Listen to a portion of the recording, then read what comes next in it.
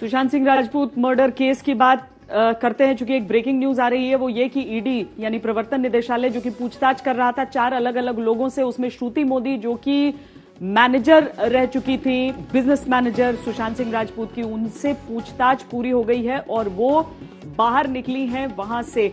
आज ही रिया चक्रवर्ती से भी पूछताछ हो रही थी और उन कड़ियों को जोड़ने की कोशिश हो रही थी कि किस तरीके से क्या पैसों का लेन देन या पैसे कारण हो सकते हैं इसमें, और अगर 15 करोड़ के पैसे जो सुशांत सिंह राजपूत के थे वो कहां गए, उसे लेकर आरोप लगे हैं रिया पर, तो क्या उस बात में सच्चाई है। इसी बाबत सुशांत केस में श्रुति मोदी से पूछताछ हो रही थी जो कि खत्म हो गई और वो निकल गई हैं अब ईडी की पूछताछ के बाद।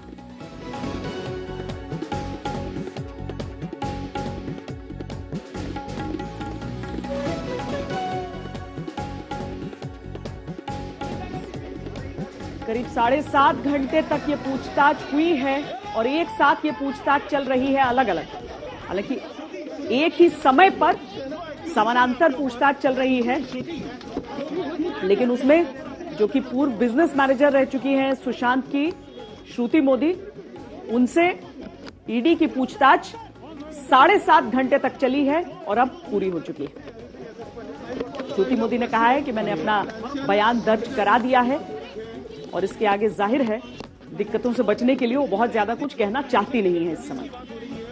लेकिन जिस तरीके से शुरुआत में इसे सीधे सीधे सिर्फ आत्महत्या का मामला मान लिया गया था और अब एक एक करके जो जानकारियां इसमें निकल रही हैं वो वाकई हैरान करने वाली हैं। दिव्येश हमारे साथ, हमारे संवाददाता मुंबई से सीधे जुड़ रहे हैं। दिव्येश, खुलकर कहा या सिर्फ इतना कहा कि बयान दर्ज करा लिया है, बाकी चीजें धीरे धीरे बाद में ही पता चलेंगी? जी श्वेता, आपको बता दें, श्रुति मोदी जो कि बिजनेस मैनेजर थी सुशांत की, और ये भी कहा जा रहा था कि उन्हें रिया ने ही अपॉइंट करवाया था, और वो अभी थोड़ी देर पहले यहाँ से निकली हैं। ईडी में उनका बयान दर्ज हुआ है। उन्होंने सिर्फ यही बताया कि एजेंसी में उन्होंने जो बयान देना था वो दे दिया है और जो भी उनको कहना था वो उन्होंने कह दिया है। एजेंसी को जो भी पूछना थी उसमें उन्होंने सारी बातें बता दी। ये उन्होंने जवाब में कहा जब हमने उनसे पूछताछ चल रही थी। दिव्येश, उनका क्या हुआ? रिया चक्रवर्ती अभी भी ईडी के दफ्तर में हैं, उनकी पूछताछ अभी भी जारी है। शोभित चक्रवर्ती, इनके भाई, वो भी अभी एनफोर्समेंट डायरेक्टरेट के दफ्तर में ही मौजूद हैं। उन्हें कुछ कागजात लाने के लिए भेजा गया था, वो कागजात लेकर थोड़ी देर पहले लौटे हैं और अभी भी रिया से पूछताछ चल रही है। 3 अफसरों की टीम है जो उनसे पूछताछ कर रही है। इसके अलावा चक्रवर्ती जो रिया के पिता हैं, तो इतने दिनों से बचने की कोशिश वो कर रही थी, लेकिन आखिरकार उन्हें सामने आना पड़ा है और पूछताछ शुरू हुई है। उम्मीद है कि बातें जैसे जैसे सामने निकलेंगी, जानकारियां जैसे जैसे आएंगी, वैसे कम से कम ये गुत्थी सुलझेगी। बहुत शुक्रिया दिव्येश इस पूरी जानकारी के लिए।